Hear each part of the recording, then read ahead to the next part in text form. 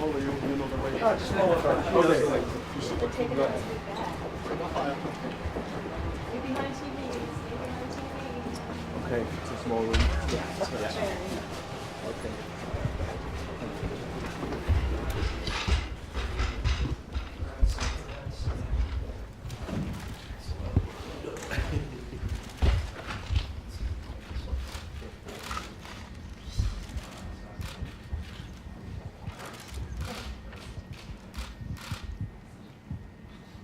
Hello, everyone. Thank you very much, and it's great to be with the Chancellor of Austria. We have a tremendous relationship, long-term, with Austria, and we're going to be discussing numerous things, immigration today, but we're also discussing trade. We have a very big trade presence and a very good relationship on trade.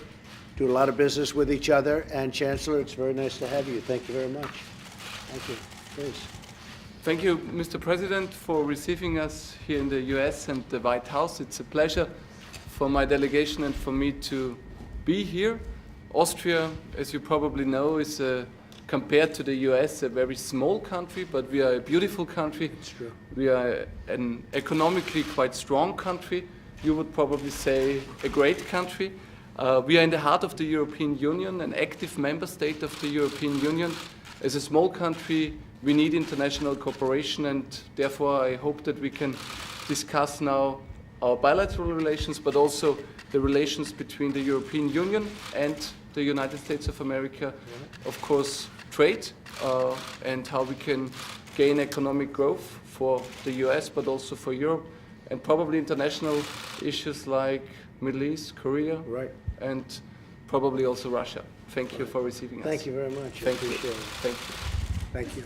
Mr. President, are you going to impose auto tariffs on the Europeans? Well, it's something we certainly think about. We're trying to make a deal. They're very tough to make a deal with the EU. They've been very difficult over a period of time, over many, many years. And so it's something we think about, and we're negotiating with them. If we don't make the deal, we'll do the The tariffs. new report hasn't changed your mind about it at all? There's a new report from the Commerce Department? The new report is not that kind of a report. It's just really a study that's underway. We've studied it very carefully. We've seen the results. But the bottom line result is whether or not we can make a deal with the EU that's fair. We lose about $151 billion trading with the EU. That's a lot of money. And this has been going on for many years. They wouldn't meet with the Obama administration. And they're meeting with us. So we'll see what happens. We'll see what happens. Mr. President, should the Mueller report be released while you're abroad next week?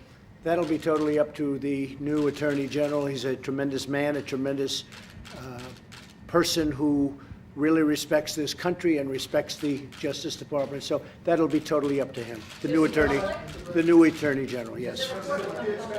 That will, I guess, from what I understand, that will be totally up to the Attorney General. Okay? Mr. President, on your push to decriminalize homosexuality, are you doing that and why? Say it. Your push to decriminalize homosexuality around the world. I don't know which report you're talking about. We have many reports. Anybody else? What do you expect from the Austrian Chancellor? What do you expect from the Austrian Chancellor to do with European policy? Well, we're just going to have a great meeting. We have a great relationship, and our countries have a great relationship. And he's a very young leader, I have to tell you. You are a young guy. That's pretty good. But the problem with the age is getting better from day to day. That's so. right. Someday you won't be saying it. But we have a very good relationship, and we have a great trade relationship, and that's pretty much what we're going to be talking about today. Are you considering replacing Dan Coates as your Director of National Intelligence? I haven't even thought about it. Mr. President, you spoke to the Prime Minister of Japan today. I did. How hard is it going to be to get North Korea to completely verify the denuclearization? Well, I spoke with, this morning, with Prime Minister Abe. Had a long conversation with him. We talked about the trip next week to Vietnam, which will be, I think, very successful. I think the first trip to Singapore was extremely successful. We'll be meeting with Chairman Kim for 2 days, and I think we'll accomplish a lot. We started off with a very good meeting, and I think we'll continue that along. I don't think this will be the last meeting by any chance, but I do think that the relationship is very strong. When we started, as you know, there were a lot of problems. There was the missiles going all over. There were hostages that were being held. There were remains that we wanted to get back. There were many, many things. Now there's no nuclear testing, no missiles going up, and we have a good relationship, very good relationship, I'd say. So I spoke with Prime Minister Abe of Japan about that, and we compared notes, and I think we are very much on the same wavelength. It was a good meeting, good conversation. They seem very reluctant, the North Koreans, to be nuclear. Do you think you'll be able to make them? No, I don't think they're reluctant. I think they want to do something, but you've been talking about this for 80 years. They've been talking about this for many, many years, and no administration has done anything. They've gotten taken to the cleaners, and I think we have a really meaningful relationship. We'll see what happens. The sanctions are on in full. As you know, I haven't taken sanctions off. I'd love to be able to, but in order to do that, we have to do something that's meaningful on the other side.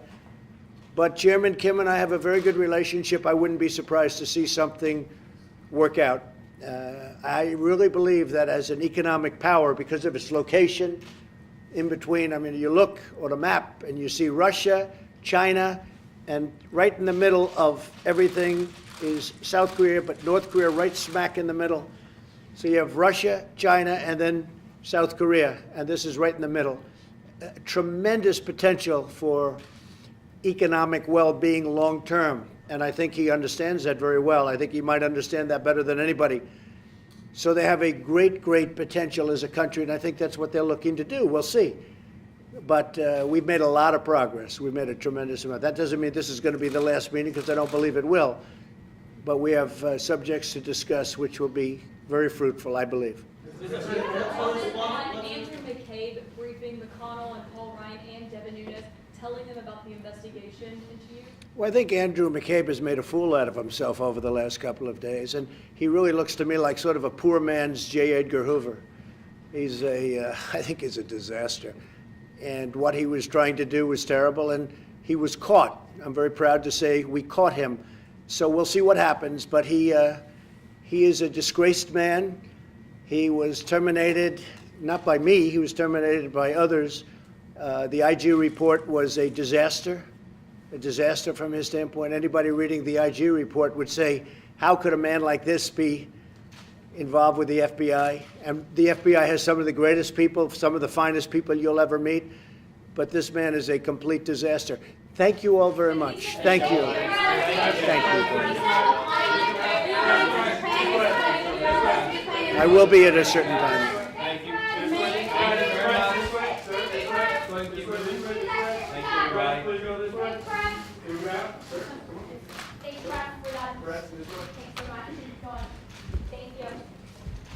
Thank you, everybody. Thank you.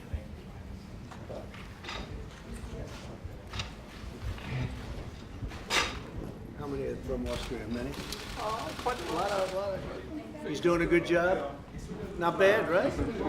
I think he's doing good. I give him my endorsement. At least half of them, I would say. Oh, really? Wow. Yeah, at least half of them. That's Some fantastic. German journalists as well. That's great.